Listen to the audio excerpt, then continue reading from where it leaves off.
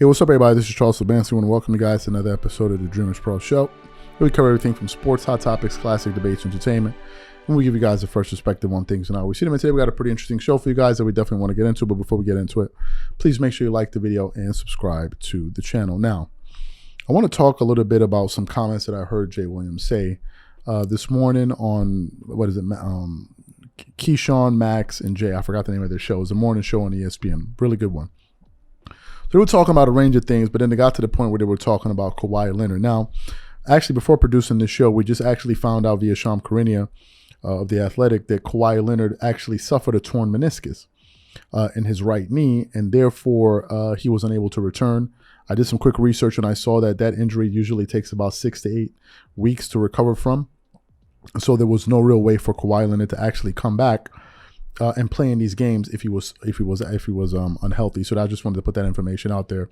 Maybe for those of you who have not seen that information, you can just go out there and hunt that down. But anyway, as y'all know, Stephen A. Smith has been one of the most critical voices of Kawhi Leonard over the last few years. And when the news came out that I think he was slated to miss, I believe it was either Game 4 or Game 3 or Game 4, Stephen A. Smith went on ESPN First Take and absolutely went to town on Kawhi Leonard. And he even went as far as saying that he believes that he is one of the worst superstars in sports history. One of the worst superstars in sports history. And the reasons he said that was because, number one, of his lack of availability. Number one, the fact that he doesn't really market the game, the fact that he's not very vocal, he's not an extrovert. He doesn't go out there, he doesn't really promote the brand of the Clippers, he doesn't really promote the product.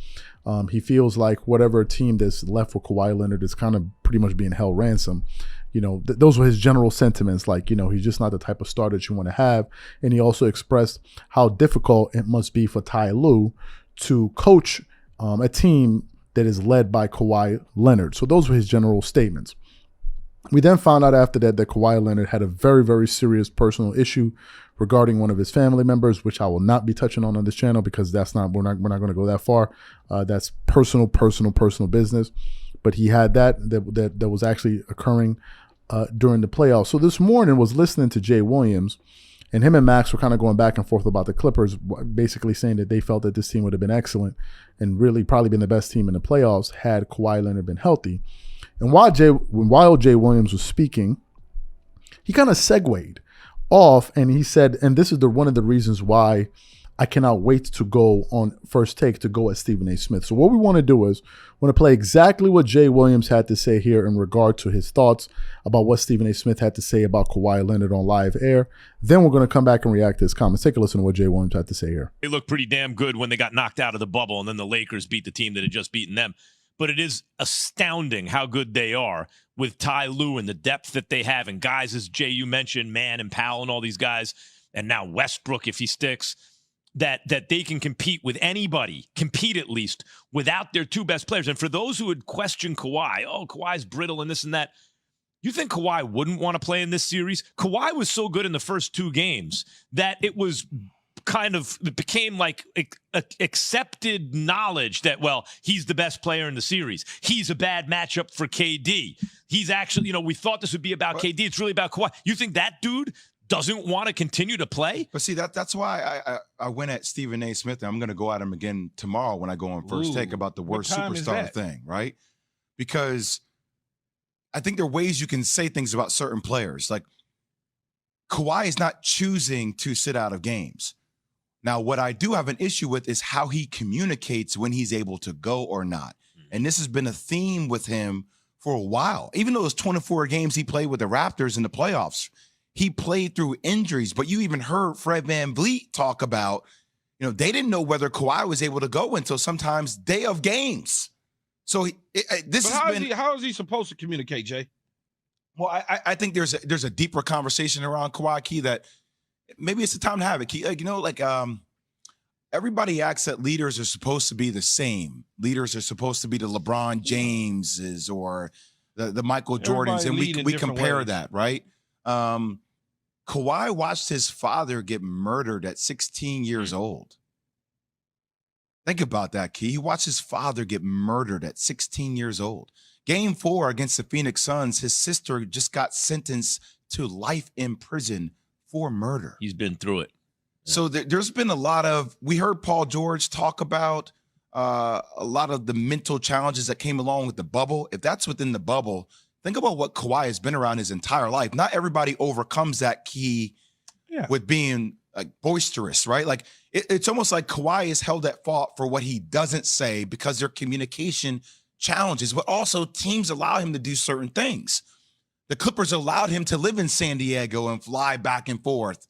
The Clippers allowed him to kind of determine on day of games whether he was able to go or not because of the delicacy that happened with the Spurs. And I told the story the other day on Enes Kanter's podcast about he brought on one of the trainers from the Spurs that got fired because of the lack of communication between the front office and Kawhi Leonard and how that got panned out.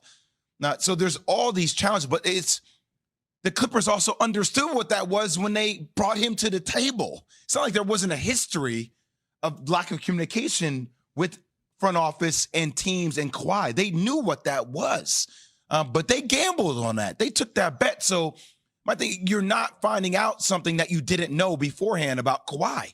That's who Kawhi is. Paul George rocks with it. You're hearing Russ rock with it. So I know fans may not like it. You may not love it because you don't know what to expect. But the Clippers chose to do this. So you heard what Jay Williams had to say. Here are my thoughts, first of all.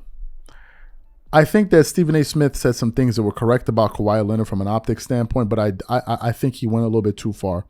By calling him one of the worst superstars, or the top 3 or whatever it is, worst superstars in sports history, I think that was a major, major stretch. Major, major stretch. The thing about not going out there and promoting the game, promoting your brand, I've seen Kawhi go out there when the Clippers were now breaking ground at their new arena. He was there. I've seen him at many Clipper events. He was there. Seen him attend many of their events. You can just go look it up on their Instagram account because this is where I see all of these things. That's where they're posted. So I've seen him there.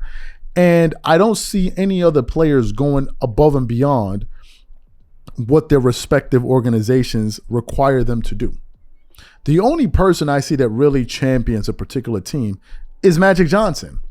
Magic Johnson is always promoting the Lakers, talking about them on Twitter. If he goes on TV, he's talking about them. He's always vocal about the team, always promoting the brand. But Magic Johnson is a former player, and he's Mr. Laker. He's like the face, really like the unofficial face of that brand. Magic Johnson, when you think of the Lakers, you think of Magic Johnson, right?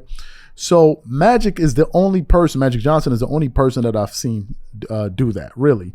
Everyone else kind of does their part. I think the issue, however, that Jay Williams may be having with Stephen A. Smith is that he may feel like Stephen A. Smith is putting it out there like as if Kawhi Leonard doesn't want to compete or he doesn't want to play, like as if all he wants to do is just collect checks.